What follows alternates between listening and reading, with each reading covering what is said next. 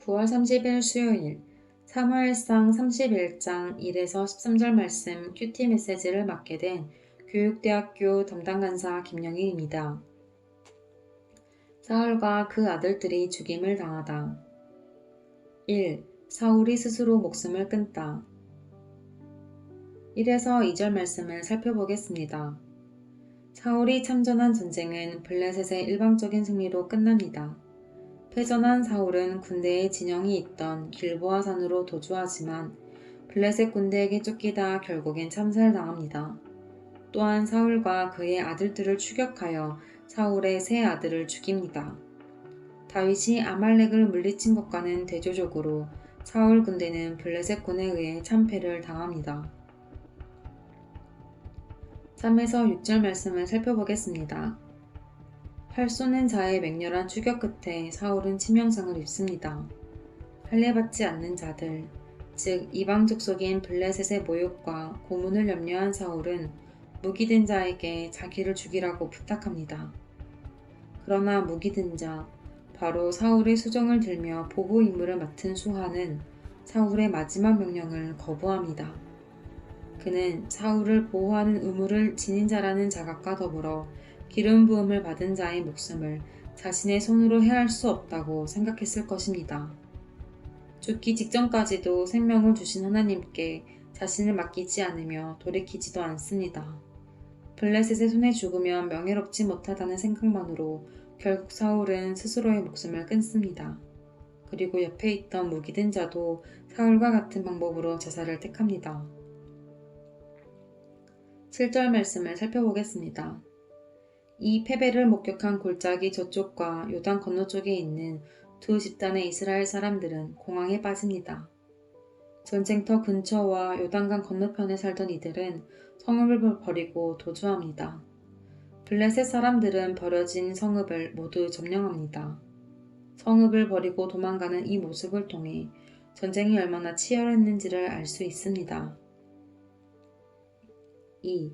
블레셋이 사울과 그 아들들의 시체를 발견하다. 8에서 10절 말씀을 살펴보겠습니다. 시체의 옷을 벗기고 몸에 지닌 전리품을 약탈하고 목을 베어가는 것은 고대 전쟁에서 흔한 일이었습니다. 고대 세계에서 전쟁의 승리는 곧 신의 승리로 여겼습니다. 그래서 이를 블레셋 각처로 보내 자신들의 신당에서 승리를 축하합니다. 10절의 아스다롯의 집은 가나안의 주요 3대 여신으로 전쟁과 수확을 주관한다는 우상 아스다롯의 신전입니다. 블레셋은 모욕당하고 훼손된 사울의 시체를 벳산 성벽에 못 박고 모든 이에게 전시함으로 승리의 소식을 전합니다. 3.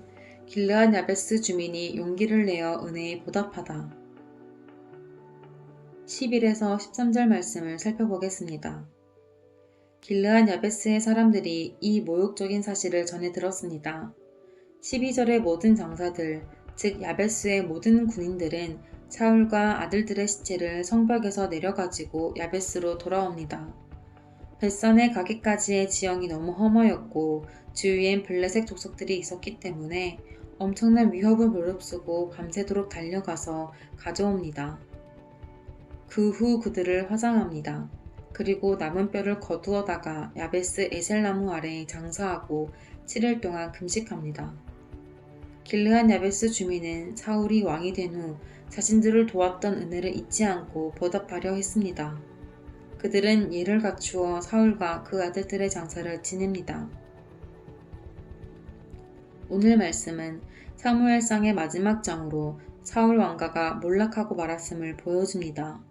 사울이 이끄는 이스라엘 군대는 블레셋과의 길보아 전투에서 대패하였고 그 와중에 사울의 세 아들도 전사하였습니다. 사울 역시 큰 부상을 당하여 끝내는 자결하고 맙니다.